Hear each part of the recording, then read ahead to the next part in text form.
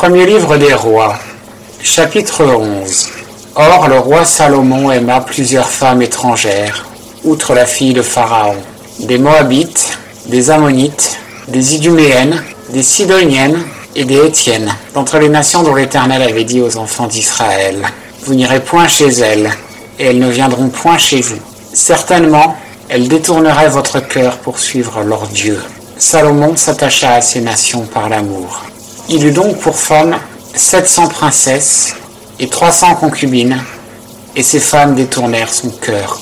Et il arriva, au temps de la vieillesse de Salomon, que ces femmes détournèrent son cœur après d'autres dieux, et son cœur ne fut pas intègre avec l'Éternel son Dieu, comme le cœur de David, son père. Et Salomon suivit Astarté, divinité des Sidoniens, et Milcom, l'abomination des Ammonites.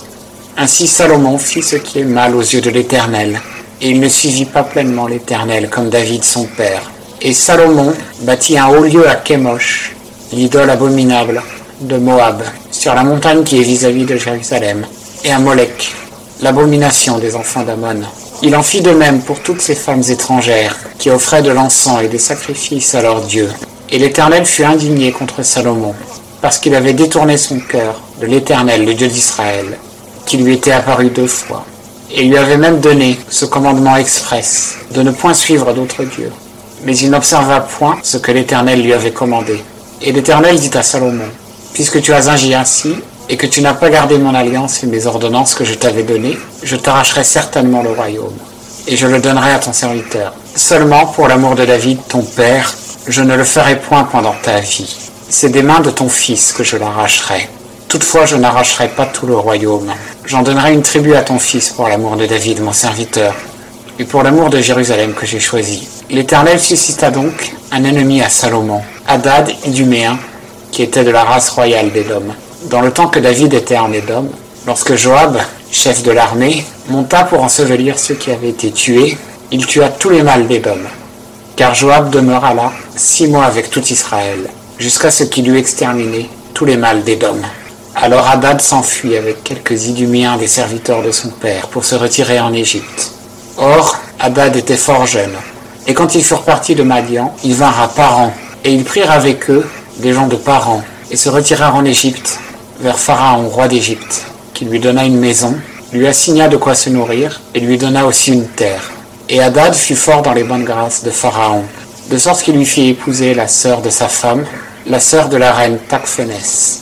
Et la sœur de Takhphénès lui enfanta son fils, Genubat, que Takhphénès sevra dans la maison de Pharaon.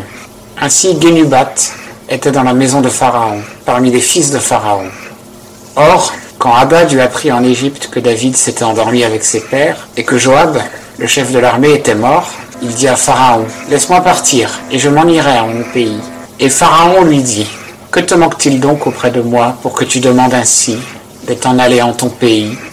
Et il lui répondit, « Rien, mais laisse-moi partir. » Dieu suscita encore un ennemi à Salomon, Rezon, fils d'Eljada, qui s'était enfui d'avec son seigneur Hadadézer, roi de Tsoba, et qui assembla des gens contre lui, et était chef de bande, lorsque David tua les Syriens.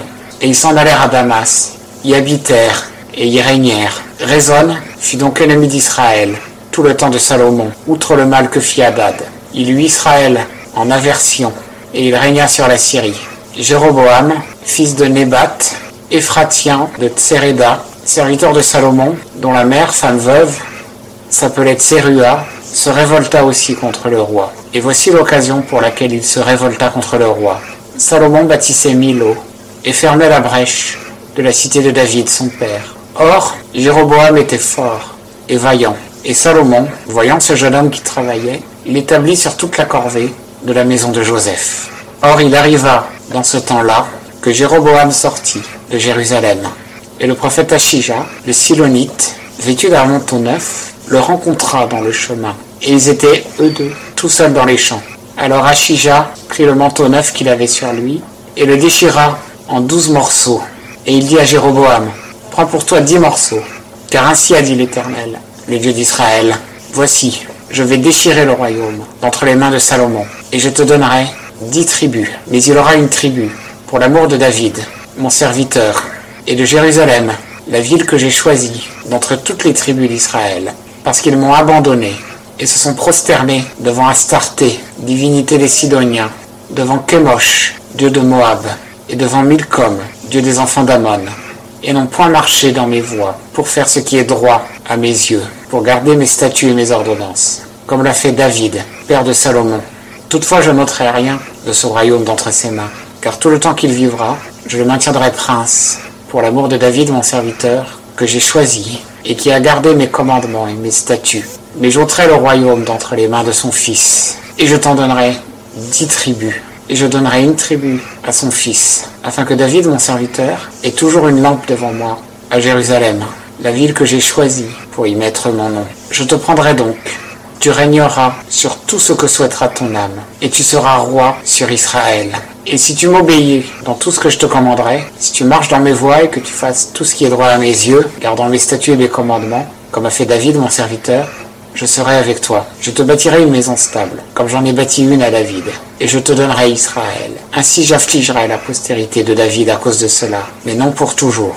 Or Salomon chercha à faire mourir Jéroboam.